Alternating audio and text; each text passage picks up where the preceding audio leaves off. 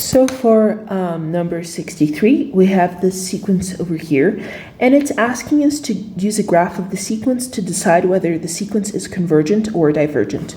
So I've gone ahead and I've worked out a few points here, so A1, A2, A3, A4, A5, and we can see here that the numerator is increasing by the odd numbers, and the denominator is 2n to the power of n, right? So I've put in these few points and I've plotted them, and we can see that they drop dramatically closer and closer to 0 pretty fast, to the point that there would be no point putting A6, A7, because it would just be so close to 0 that I wouldn't be able to draw them. So then it's asking us if the sequence is convergent, guess the value of the limit and then prove it. So we can see here that it tends to 0, right? As n gets larger, this value is going to go closer and closer to 0. And we know this because the denominator increases way more than the numerator, right? Because the numerator goes 1, 3, 5, 7, 9, and the denominator has the same copies of numbers, but it actually has the highest. It has 10. So it'll always have the same number of copies as one more than the biggest one. So definitely the denominator wins every time. So this does get closer and closer to 0. So our guess is that the limit as n approaches infinity of a of n, this is equal to 0. But then we're going to put a question mark here because we actually have to prove this, right? And so what happens here when we try to prove that this is the limit? So remember that our an is going to be 1 times 2 times 3 times 4, oops, not, actually it's just the odd, times 3 times 5 times 7 and so on until 2n minus 1, and on the bottom it is 2n to the power of n. Okay, and so to find this limit, this is going to be a bit tricky for us, the way that it is, because we can't really do it analytically. It is kind of a mess. So what we're going to do is we're going to use the squeeze theorem. So the squeeze theorem that says that whenever you have 3 sequences, right? So we're going to call sequences Bn, sequence Cn, and sequence Dn.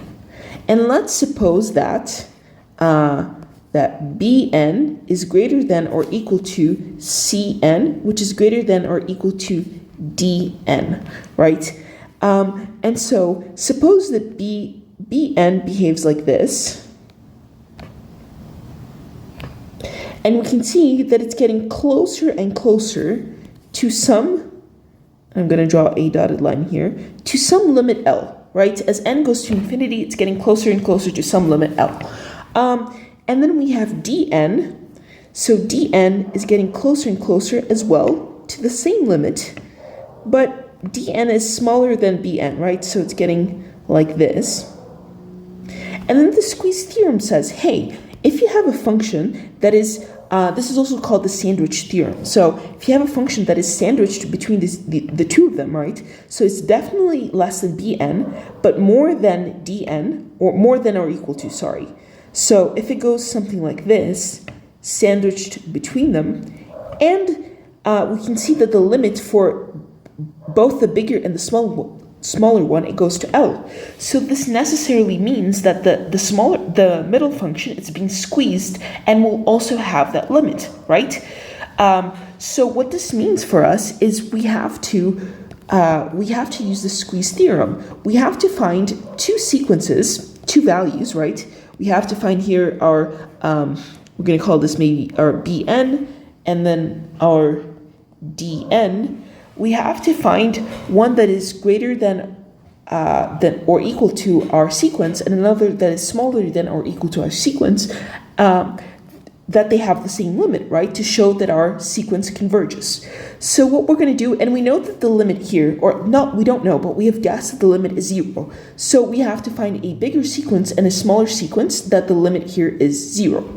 Well, the smallest one is just 0, right? And the reason that it's smaller is because neither the top nor the bottom can ever go to 0, right? Because since we begin evaluating at n is equal to 1, the lowest that it can get is actually 1. And it can't ever be negative, so the smallest value possible here is 0. Actually, it's bigger than the smallest value, which is 0, right? So we have definitely found the smallest bound. Now let's try to find the bigger bound. So if we expand our sequence here, it goes 1 over 2n times 3 over 2n times 5 over 2n, and so on, all the way out to 2n minus 1 divided by 2n.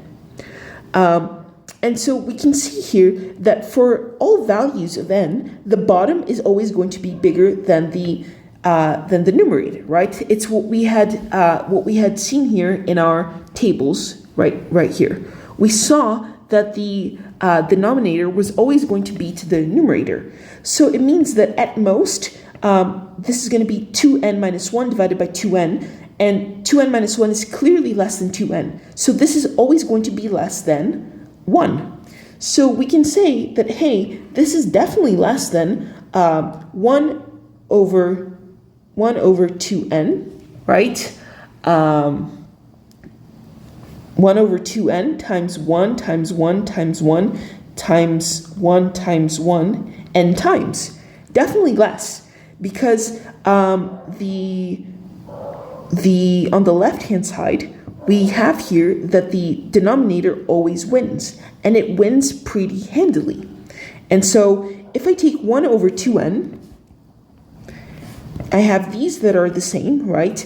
And I compare whatever's left over. So I compare this one with 1, I compare this one with 1, I compare this one with 1. The left-hand side is always going to lose, because all the rest of those terms, they are less than 1. So what we can say here is that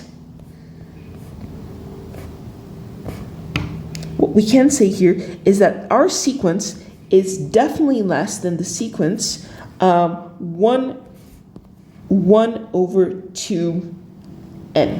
Definitely less than that, because less than or equal to 1 over 2n, right? Because everything else here is going to be less than 1 when we're multiplying. So once we have this, all we have to do is we have to take the limit of the lower and the limit of the upper. So the limit as n approaches infinity of 0, well, this is just equal to 0, that's a no-brainer. And the limit as n approaches infinity of 1 over 2n, actually this looks to the power, but it's just multiplied.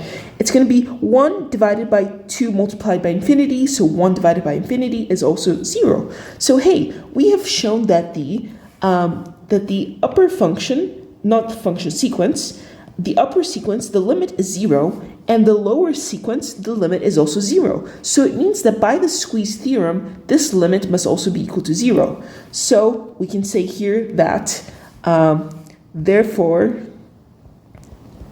the limit of an as n approaches infinity is equal to 0 by the squeeze theorem. And so we have proved that the limit of the sequence here, it goes to 0.